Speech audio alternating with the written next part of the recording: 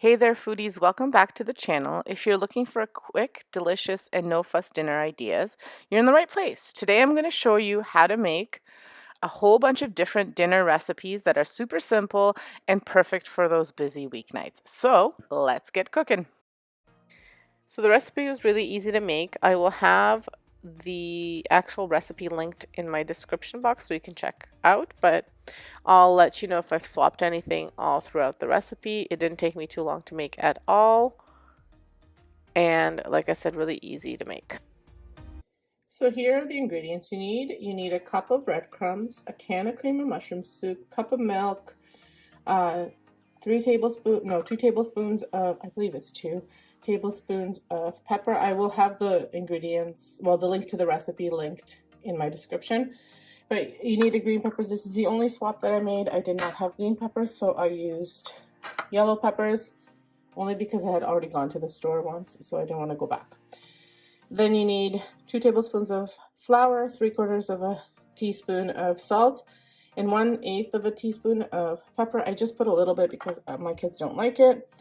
3 tablespoons of onion. So this is about 1 small onion I found.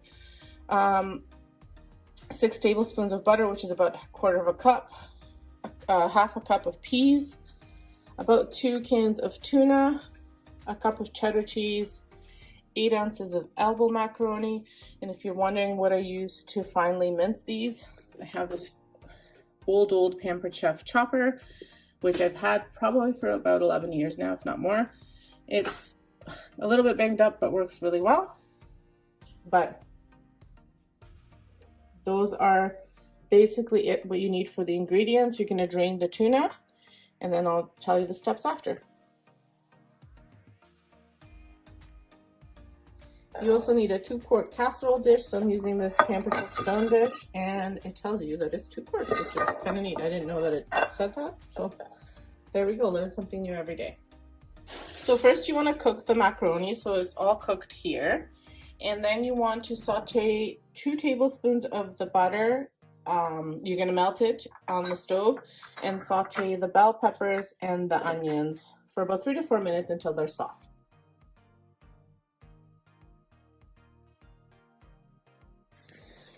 Then you're going to add the flour, pepper, and salt into this. Cook for about 1 to 2 minutes, and then you'll add the milk and the cream of mushroom soup. This might be a bit too small, but we'll see.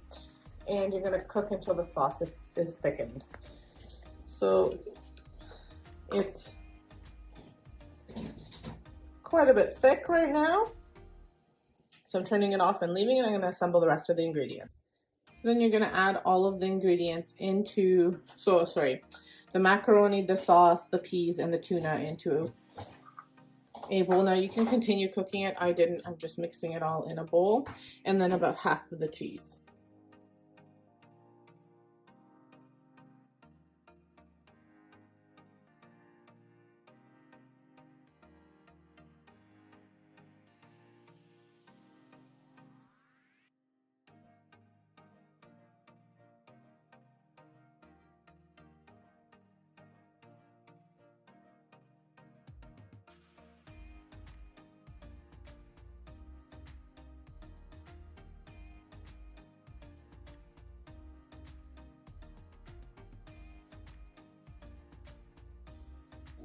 So I've put the ingredients, all of them, in here from the bowl. Then I'm just gonna add the rest of the cheese. Now you can obviously, if your family really likes cheese, you can add a lot more cheese to this. I'm pretty much following the recipe, like I said, to the T, just because I wanted to try it for the first time this way since it's a recipe swap. Then I'm melting the butter, and I'm going to mix the breadcrumbs with the butter, and then I'm going to toss it over top, and I'm going to bake in the oven at 350 degrees. So one quick note, it said about 1 cup of breadcrumbs. I did use the 1 cup, however, it looks like quite a bit. So we'll see how it tastes when it's done, whether we need to do less than this next time. And so like I said, you're going to bake this at 350 degrees for about 30 to 40 minutes until this breadcrumb topping gets nice and brown. And that's all there is to it. So prep time, it said about 15 minutes. I say it took me about a half an hour, but I was also prepping it into little bowls, which normally if I was cooking for us, not for a video, I would kind of just toss everything as I go. But oftentimes when I do it that way, I forget things. So this is a better way to do it. So I would say about a half an hour to prepare, and then a half an hour for the cooking, I guess, or 40 minutes, and then it's done. So a pretty quick dinner, I would say. And I'm actually making this for our dinner tomorrow, so I'm making it ahead. So here it is all finished. It turned out really nice. The only thing, like I said, that I would change is the breadcrumbs, and after tasting it, I do think it needs a lot less, or maybe if you did panko, because they're just bigger crumbs, it would be better. But I mean, if you love breadcrumbs, this is great. It was just a lot on top. But other than that, really delicious recipe. Here's what it looks like plated. I served it with I just made a side salad and some cherry tomatoes for the kiddos because that's what they like. I added ketchup to the kiddos one, and I like to add hot sauce to mine because I can't put it. I like to make everything spicy, but I don't make it anymore because of the kiddos. So I always add kind of hot sauce on the side. I really like the recipe. My husband liked it. This is Vesna TV Cooking, and today's recipe is air fryer chicken wings. So to start off, I have about 7 pounds of wings. This is a lot of wings. They're split wings. My husband was feeling extra hungry, so he thought we needed both of the packages out of the freezer. It was a lot of wings. We ate them for 3 days, so lots of wings. But 7 pounds of wings, they're split wings. What I do is I rinse them in water, and then I drain the water and I put them on a paper towel and I just pat them dry so that they're not so wet. And then I season them. So for the seasoning, I'm using the seasoning. It's called Vegeta. You can get it here in Ontario in the European stores and even at Food Basics, and I've even seen it at Costco. Then I have the smoky applewood rub from from Pampered Chef, some garlic powder, and a little bit of cornstarch. So I mix everything together on top of the wings, and I just kind of do a couple of tablespoons of each, and I put it in. So I would say I did about a tablespoon of the Vegeta because that's like your salty seasoning, and then about a teaspoon of the apple wood rub, and then 2 tablespoons of the cornstarch, and then about half a teaspoon of garlic powder. All the ingredients over top of the wings, and then I tossed them lightly, and then I had a little bit left over for another batch, and then kind of did them in batches, so I had to do that about 3 times for all the wings. And then I popped them in this Caloric Max air fryer. We got this recently because it has a rotisserie in it, and I really wanted a rotisserie, and I love the idea that it was a rotisserie air fryer. So I just put it on the shelf that it's supposed to go on. I think I mixed it up here, so it's not the air fryer rack. So you have to put it on the air fryer rack, and then you do your setting. You do air fry. So you have to set the air fry setting to air fry, and then so you will need 30 minutes to make these wings, but you have to flip them halfway through. So what I do is I set it up on the air fry setting to 425 degrees for 15 minutes, and then I flip them over, and then I do another 15 minutes. I wind up increasing the heat a little bit because I made a little bit of a mistake with these. I wound up turning it off thinking that it wasn't on. I don't know what I did. So it didn't actually cook after the 15 minutes that I thought it did. It didn't cook. So I had to redo it. So I do have another air fryer, which is not a rotisserie. So I use that one as well to make some of the wings, just to get everything to be a little bit faster. This one I set to 400 degrees for 12 minutes, and then I flipped them over, and that was more than enough time for this one, but I also made a lot less wings. So here are the wings. Like I said, I don't think that I had turned it off, so they're not quite done. I wound up putting them back in, and I just did increase the temperature a little bit, and then they turned out fine after that. So again, if you leave it at 425 for 15 minutes and then you flip them over, they'll be fine. These ones I just increased a little bit because they hadn't cooked on the one side, so I just flipped them over, and then I gave them another 2 minutes on the other side. But here's what these ones look like all done in the other air fryer, which turned out great. They're nice and crispy. I didn't use any oil. Just a little bit of that cornstarch.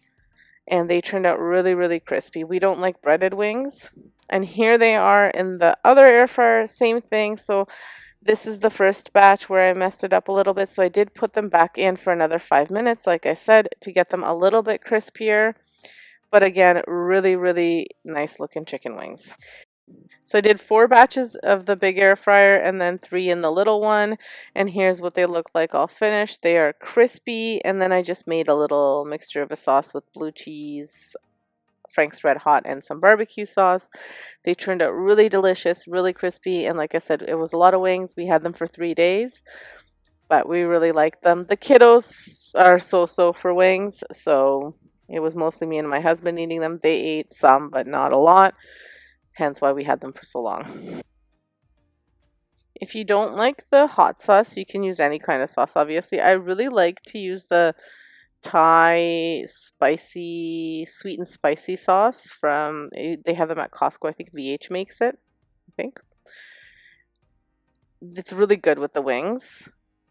Or barbecue sauce. Any sauce really that you like, but this is kind of, our go-to are these 2 sauces. The mix with the blue cheese barbecue sauce and Frank's Red Hot, or that Thai spicy sweet chili sauce.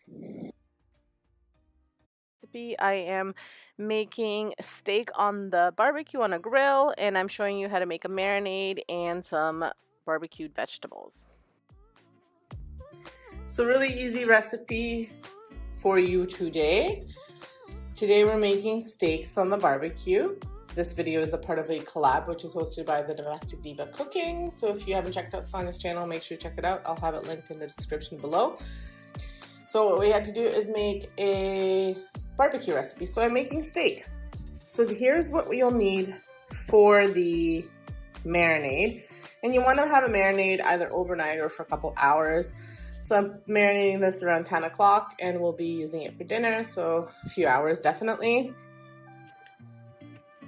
So you'll need half a cup of olive oil, 1/3 of a cup of soy sauce, 1/4 cup of Worcester sauce, 1/4 cup of lemon juice, some garlic powder, Italian seasoning, pepper, and salt. And that's all there is to that. And I will also be grilling some vegetables. For the vegetables, I'm using some bell peppers and some onions. And I'm just going to season them and put a little bit of olive oil on them. So for the steaks, use your favorite steak meat. This is a mixture of meats that I had frozen and thawed because I tend to buy whatever's on sale and then I kind of mix them together. If, you know, like I'll cut them up into pieces, and then if one package has less, then I'll take that package and another package that I bought previously, and I kind of mix and match. So just use your favorite steak meat that you like. I've used beef tenderloin, I've used sirloin steaks, basically, like I said, anything that's on sale at that time when I'm shopping. So I'm putting in half a cup of the oil, 1/3 of a cup of soy sauce, and then I'll do 1/4 of a cup of lemon, and 1/4 cup of, and then 1/4 cup of the Worcester. Now, whenever you do the seasonings, do them to taste. So I've got this Italian seasoning that I'll be doing a tablespoon of that, a teaspoon of the garlic powder, just a pinch of pepper, a little bit of salt. Bear in mind that the Worcester sauce and soy sauce are salty and have lots of flavor to them, and then so does the lemon, it has the tartness. So keep that in mind when you're adding your seasonings, just so you don't overdo it, unless you really like it overdone, like not overdone, but really flavorful. So it just depends on your family. Now, if you wanted to, you could leave this in a Ziploc bag and mix it that way, or you could use your hands to mix it up. I'll use my hands to mix it up, but as you can see, here are all the ingredients. You mix it up, leave it in the marinade. Take it out about a half an hour before you cook it. You could do an hour so that the meat warms up a little bit, and then also let it rest after you do the barbecuing, but we'll talk about that when we get to it. So for the grilled vegetables, I have carrots, turnips, red onion, and some bell peppers. I added some olive oil, and then I added this ingredient. It's like a vegetable spice.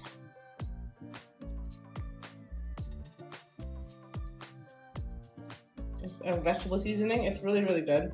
It's salty. I love it. So if you do happen to find it, you can get it at the grocery stores here in Ontario. But so if you do happen to find it and want to try it, it's salty. So just be aware of that if you're gonna add, like, you don't need to add salt. And here's the beef after marinating for some time. So that's all ready to go on the barbecue. This will go directly on the grill.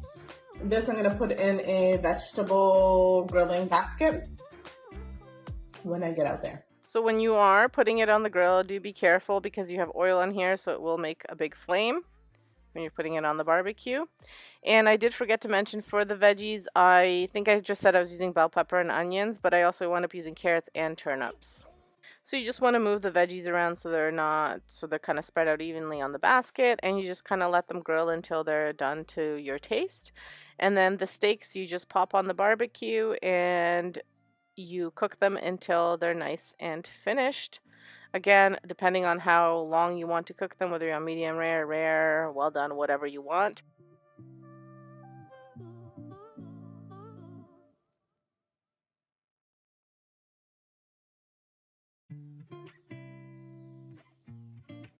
Everybody out, hop on over to everyone's video, check out Sonia's channel, her video, and make sure you subscribe if you haven't subscribed. So I did forget to mention you want to put your veggies on before you put your steaks on because they'll cook a lot slower than the steaks.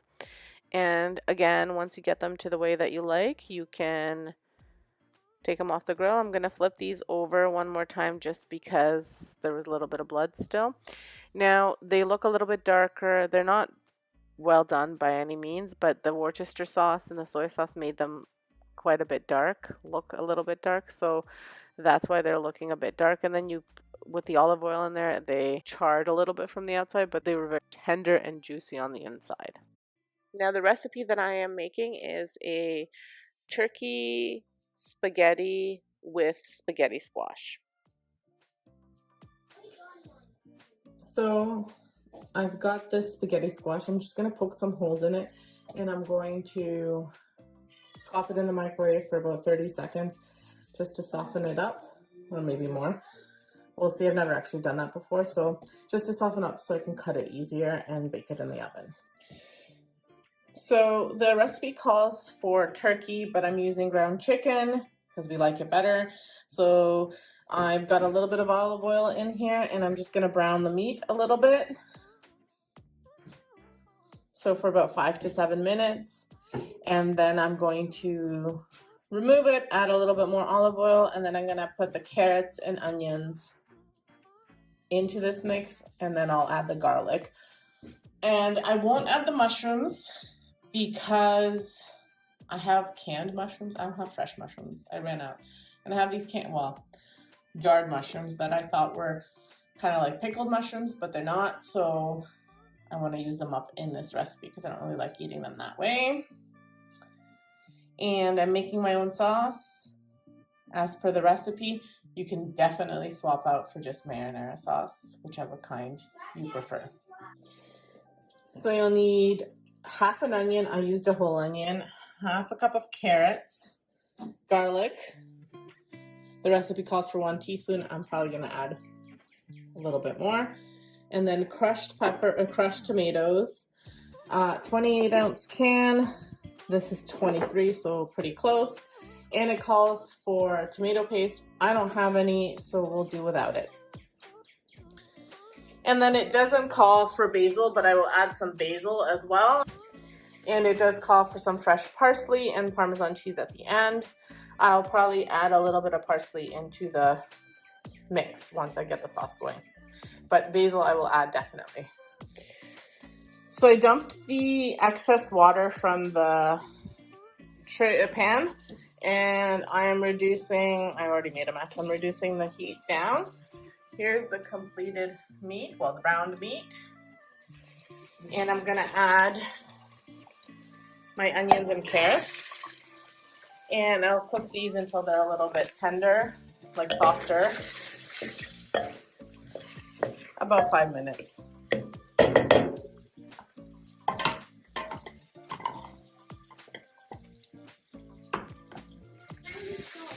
So I added the garlic in here and I'm gonna cook for another 3 minutes before I add the rest of the stuff. So I've added about a half a teaspoon of oregano, a few basil leaves, just like a pinch of parsley and the meat into here. I'm gonna stir it with the tomatoes as well. I also added salt and pepper to our taste. You're welcome to follow the recipe. I always add it to our taste. And I washed out the bottle with a little bit of water. And likely I will be adding a little bit more just to get it to not be so dry. And now I'm gonna lower the temperature and have it cook for, it says anywhere from half an hour to an hour. So let's see how long it takes. And you're supposed to stir every 10 minutes or so. And it does say if it gets a little bit dry to add some water. So that's likely what I'll do. The reason I rinsed the bottle out with some water was because I put a little bit less than what the recipe called for of the sauce. So this way it adds a little bit more to it. So you do have to let it cook covered partially, leaving a little bit out for steam. I did forget to add the mushrooms, so I added those back in there. And it was a cup of mushrooms that you needed. So I used a cup of the jarred mushrooms. And they had some onions in there too, so it'll just add to the flavor. So for the spaghetti squash, I cooked it for about an hour in the oven. I started with 34 minutes and then I just kept on adding and checking on it to make sure. My oven is kind of wonky, so sometimes it cooks fast, sometimes it doesn't. So I always kind of err on the side of caution. And then once that's done, you'll see that the spaghetti squash, like, it comes apart really easily. You just use a spoon to spoon it all out, and that's all there is to it. Really, really easy and really healthy for you, and it yields quite a bit. Like, you can see how much I got from that one squash. And for the meat, it took close to an hour to cook everything. Now, had I maybe cut the carrots a bit smaller, it would have been a little bit faster, but about an hour is what you need to give yourself, which is great because then you can kind of watch that the squash cooks in the same amount of time as the spaghetti, and then you don't have to wait around for anything. So thank you so much for stopping by and watching this video. So today's sheet pan dinner is fish. It's the haddock fillet from Costco, and for this whole pack it was about $27, and I used half the pack, so you're looking around $13 for the fish. Then I'm using some garlic butter and some green beans. These beans I got from the farm, so that's why they look kind of funny, because they were frozen. And then some tomatoes. So probably under $20 for the whole meal. The garlic butter you can make yourself. All you would have to put is butter, garlic, and some Italian seasoning, and then you have your garlic butter or any other seasonings that you'd like to taste. But I had it made. There's a local farm that makes this garlic butter, so we really like it. So I always have it on hand, and you freeze it and you just use what you need. So as I said, I got these green beans from the farm and I froze them. They were a mix of green and yellow beans, and my kiddos really like these, and some of them are from my garden too. So I'm using about 4 cups of those and about a half a cup of the garlic butter melted. Then I have this seasoning. It's Vegeta Grill. You could also just use Vegeta. We have it here in Canada at Costco. I'm not sure if you guys do wherever you are, but it's basically a vegetable seasoning. And the grill, I don't know, it's supposed to be a little bit different for a barbecue, but I like to use it on meat or fish. So they actually have a fish one too. I just didn't have it on hand. But it's basically a vegetable seasoning. So if you didn't want to use that, if you wanted to mix some dehydrated onion, some salt, pepper, celery salt, it would kind of give you that kind of taste. But I use it in a lot of my recipes, so if you can find it, you should try it out because it's an amazing ingredient. So all I've done is arranged 4 tomatoes, 4 cups of beans, and about half the package of the fish, so it was 3 of the fillets. On a Paper Chef pan, I'm going to use the half a cup of garlic butter melted, and I'm just going to pour it over top of all of the fish and the vegetables. And I know this is gross, but I like to use my hands sometimes to just make sure it gets in there. Wear a glove if that grosses you out. It doesn't gross me out, and I do it often. So and I put it over top, unless I have company. I don't do it if I have company, but um, pour that over top, and then you're going to pour 1 tablespoon of the vegeta seasoning over top, and the parsley to taste. It's dried parsley flakes, so depending on how much you like parsley, I just kind of like sprinkled it over top of the fish. So if I had to say how much, I would say about less than half a teaspoon, about a teaspoon. So basically, I dirtied 4 things: the measuring cup, and to be honest with you, normally I wouldn't have even measured. I would have just eyeballed it, but for you guys, I just wanted to show you how much I was using. So the measuring cup for melting the butter, the sheet pan, and just the basting brush. That's all that I used up for here, which is like nothing. So there's hardly any cleanup, and plus the Pampered Chef pan. The only downside to those pans is that you can't put them in the dishwasher, so you have to hand wash them. But other than that, they're fantastic pans. And I'm going to put all of this into the oven at 425 degrees. I put it initially for 13 minutes, and then I had to speed it up to, no, not speed it up. I had to add another 6 minutes to that to get the fish to be the way we wanted it to be. It depends on the thickness of your fish, because these fillets were quite thick. It just took a little bit longer. But like I said, I mean, if it takes 20 minutes, and that's probably more than good enough, you still have a dinner in under a half an hour with cleanup. So here's the finished fish. It's quite delicious, and the vegetables, I mean, smells delicious.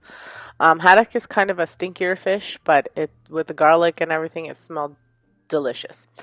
And the kids devoured it. It was really, really tasty. We ate the whole thing, and it was more than enough for the 4 of us. Again, I have 2 little kids, so they don't eat like adults, but it was really, really delicious and very quick. So if that's something that you like, give me a big thumbs up.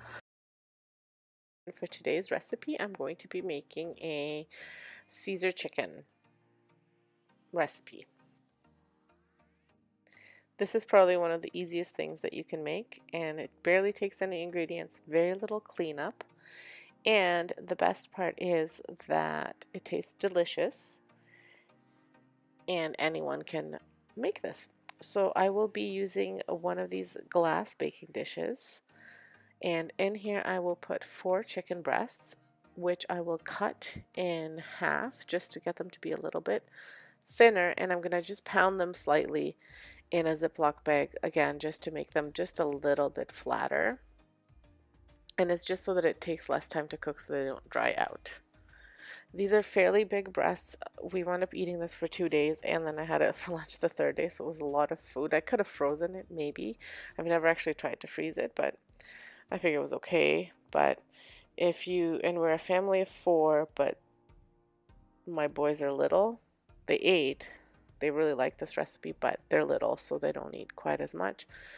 But the recipe called for 4 chicken breasts, so that's what I used. I wound up using another smaller dish because I didn't want them to crowd when I cut them in half. It really depends how big your chicken breasts are, so just keep that in mind.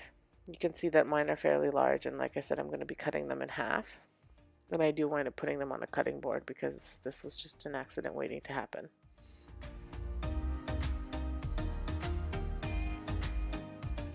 So as you can see, I pounded them out. I didn't pound them too thin, but just ever so slightly so that they would not be so thick. And I'm using the flat part of my meat tenderizer. So make sure you don't use the other pointy part, because you're going to make little holes in your Ziploc bag, and then it's going to squirt all over your kitchen. And that's all there is to the pounding. And then for your ingredients, you're going to need grated Parmesan cheese, fresh Caesar dressing, like the one from the fridge. So I'm using the Renee Caesar dressing, and some sour cream. The sour cream is optional. I did add it to the recipe, and I think it made it that much more creamier. You don't even need salt or pepper or seasoning, because your Caesar dressing and your Parmesan cheese have enough salt in them that you won't need it. That's what the recipe said. I didn't believe it, and then when I tasted it once it was made, did not need any seasoning at all. So this video is a part of a collaboration. It's the cookbook collab hosted by Tamara from Southern Wife Everyday Life. She's got some amazing recipes. A lot of them are super easy dinners that you can make for your family, all family friendly. So make sure you check her out. There will be a playlist linked in my description as well. There'll be a link to Tamara's channel as well. So make sure you check out everything. What we had to do was find a recipe in a cookbook, link the cookbook recipe, the cookbook itself, if we can find it, and the recipe in the description box, and create basically a recipe of our liking. So that's what I've done. And again, everyone who's participating will make some delicious recipes from cookbooks that we can hopefully all find. And if we cannot find them, there'll be recipes linked. So there'll be lots of inspiration for you to create some lovely meals. Now, if you have not been to my channel before, my name is again Vesna, and this is my cooking channel. This is one of my newer channels where I have basically some of my favorite recipes that I make for my family. I'm trying to post a couple times a month. I'm not posting that frequently. I do have a DIY channel which I post regularly on. I'm trying to work towards posting on this one as well because I really enjoy making meals for my family and sharing them with you. I know I love watching other people make meals, so I have lots of ideas and family friendly recipes because I have two little kiddos who are sometimes picky, so I like to make things that they also enjoy. So if that's the kind of stuff you like, make sure you subscribe to my channel. My recipes are usually, I live in Canada, so they're Canadian recipes with an Eastern European flair because I am from Eastern Europe and a lot of my influence is from there. So or maybe so it's kind of like a mixture of recipes. So if that's the kind of stuff you like, make sure you subscribe to my channel. Let me know what you think. Let me know what you'd like to see more of, and hit that big notification bell so you can see when I post new videos. Hit the big thumbs up and let me know that you stopped by so that I can say hi to you. And so let's go back to the recipe. So I'm just using a little measuring cup here to measure out my Caesar dressing, and then I'll measure out just over top my sour cream and then also my Parmesan cheese. Now I wound up just wanting to use the rest of the container of the sour cream, so I had like maybe like less than a quarter of a cup more than I needed to. And then I also mixed the Parmesan cheese in here. And the Parmesan cheese, I kind of eyeballed. I wound up having to get a new bag. So I always have this grated Parmesan cheese, but I'll link exactly what the recipe calls for. I probably used a little bit more.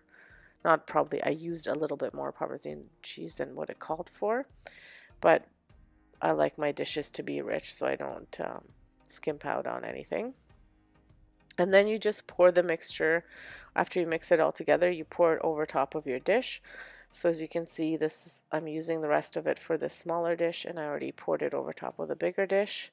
And you just want to make sure that you smother the chicken and you cover it completely. I wound up kind of flipping the chicken over to make sure that it got at the bottom too, but the most important thing is that it covers it because that's what's going to keep your chicken nice and moist.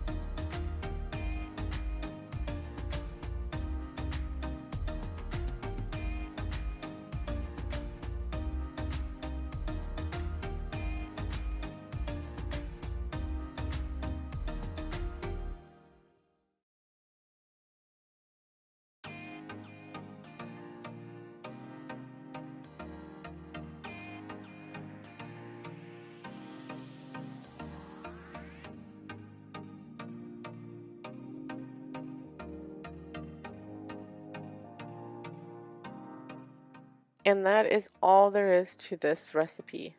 Nothing else. So what did I get dirty? One dish plus my baking dishes, the meat tenderizer, and a spoon and a little spatula because I wanted to, or a little scraper because I wanted to get everything out. But really, very little ingredients, and this is such a delicious recipe. Now, I wound up serving it with just some salad. If you wanted, you could serve it with some potatoes, some fries, some steamed veggies, whatever you guys like. My husband eats bread with everything, so we also had bread with it. We buy these baguettes at Costco that you just have to pop in the oven for 3 minutes and they're ready to go. And then that way he always has fresh bread, and they're just mini baguettes. So between him and the kids, they always wind up eating the whole piece. But this was such a hit with my family. And after you've done all of this, then you pop it in the oven. And I had it in the oven for about 45 minutes altogether. I did about 30 minutes on one with the chicken on one side, and then halfway, like after 30 minutes, I flipped over the chicken and just put it in there for about 10 to 15 minutes more. Again, it depends how thin you've cut your chicken too, and how good your oven is. My oven is kind of wonky, but we hope to be renovating the kitchen in a few years, so I don't want to get a new one. And again, just I'll go back because I just kind of eyeballed how much Parmesan cheese. I just kind of, as you can see, I just sprinkled it over top as well. And then I popped it in the oven at 400 degrees, and that's all there is to it. So here it is all finished, and what I wound up doing with this bigger tray, when I flipped it over halfway, I added a sprinkling of just grated cheese just to see which one tasted better.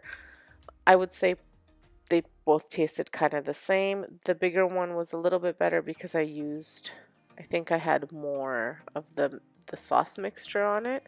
So just make sure that you have enough and that you're covering it completely, which I think the second one I didn't have quite as much as I did on the first one.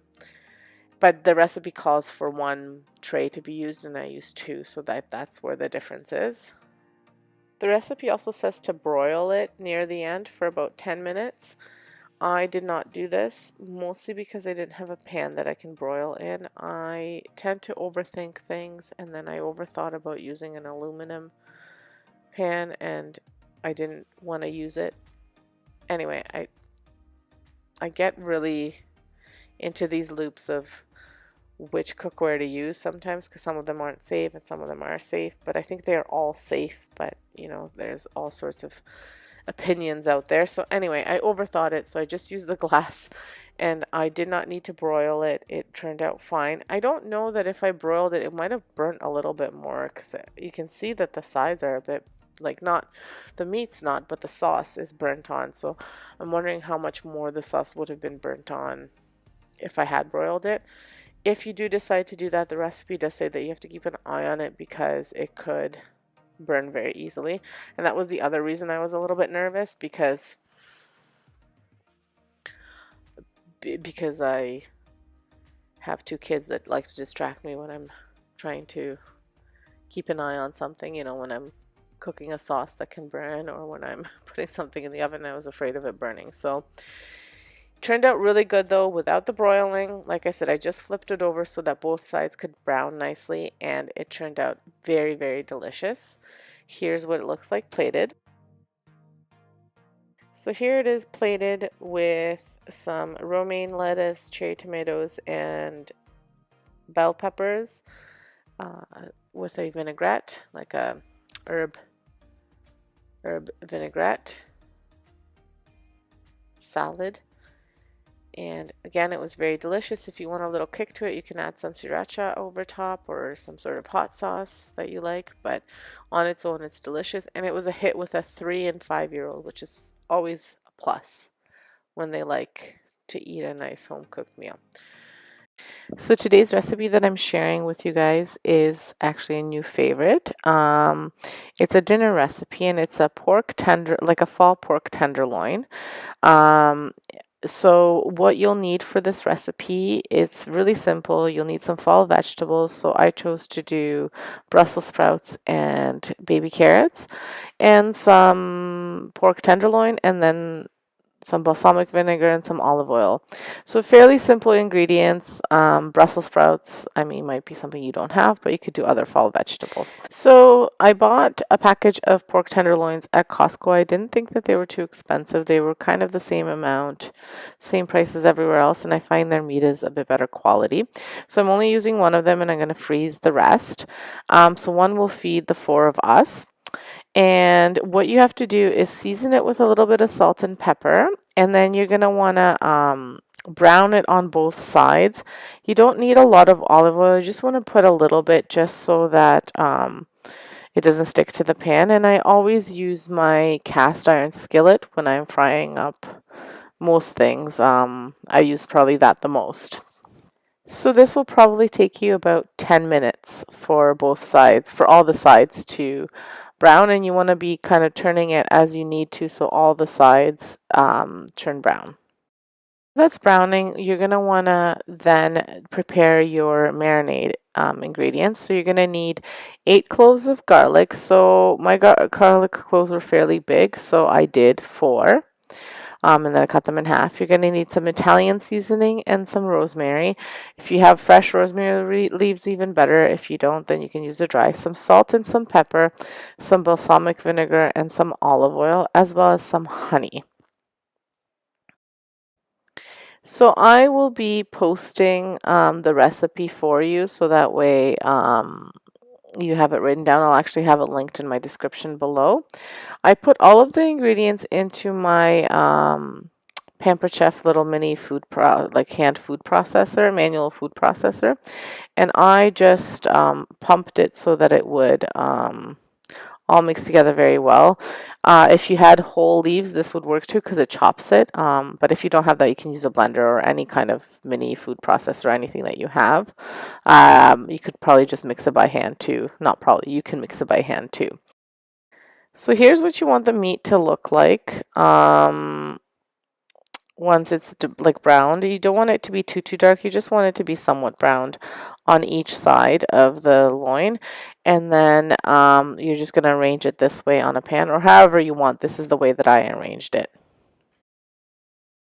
So once you've mixed your ingredients in the food processor or however you're doing it, you're going to want to lay out your carrots and your Brussels sprouts. Now I used about a pound of fresh Brussels sprouts and about a good cup of baby carrots, a little bit more than a cup.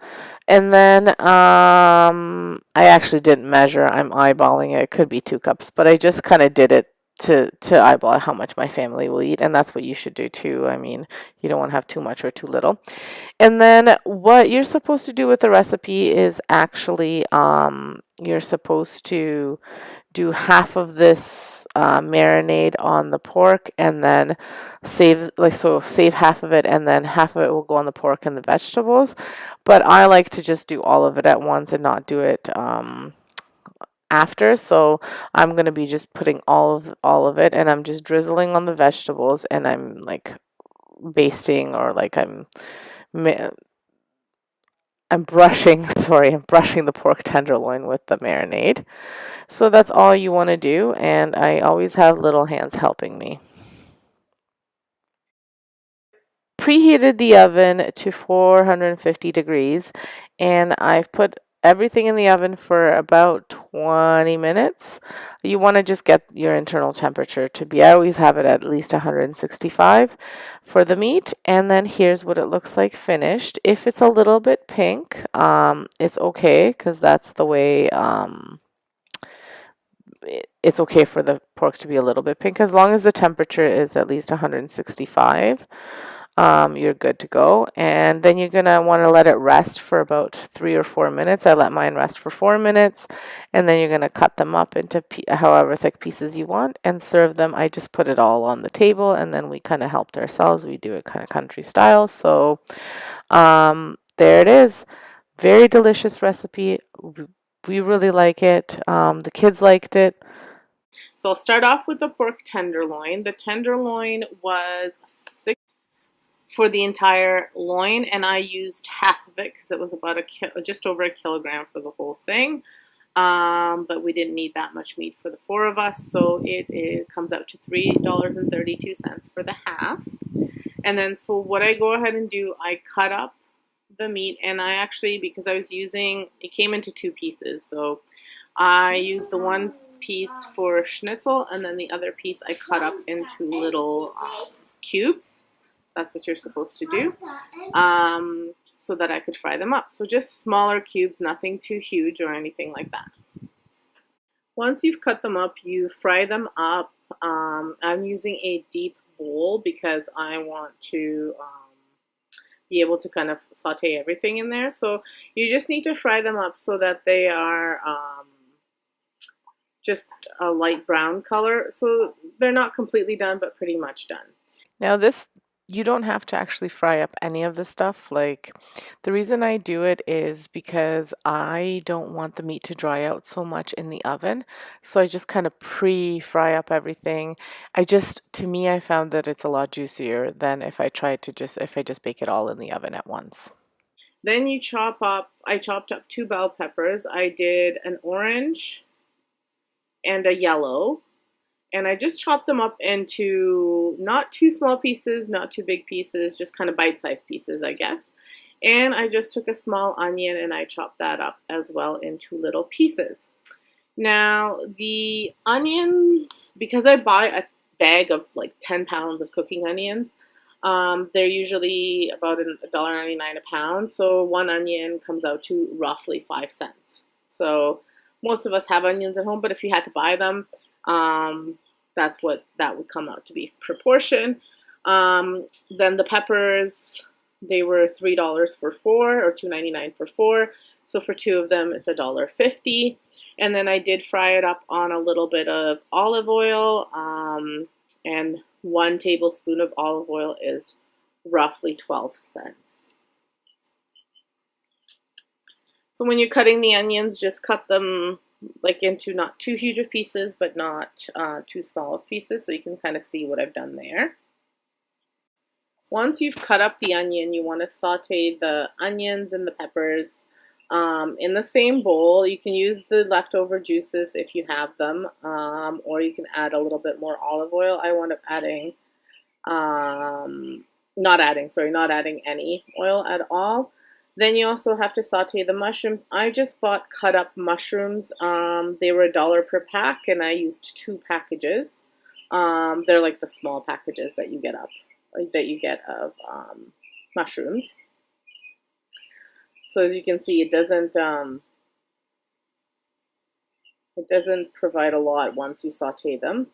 And then you put everything into a deep baker. I use my Pampered Chef one, but you can use whatever you want. I use that one because you can cover it. So I put everything in together, the meat, the vegetables, then I mix it up, and then I bake it in the oven. You bake for about half an hour. So before you start baking it, you do want to put the feta cheese on. Now, I use feta cheese. The feta cheese cost roughly 75 cents. It was $6 for 400 grams, and I used about 50 grams.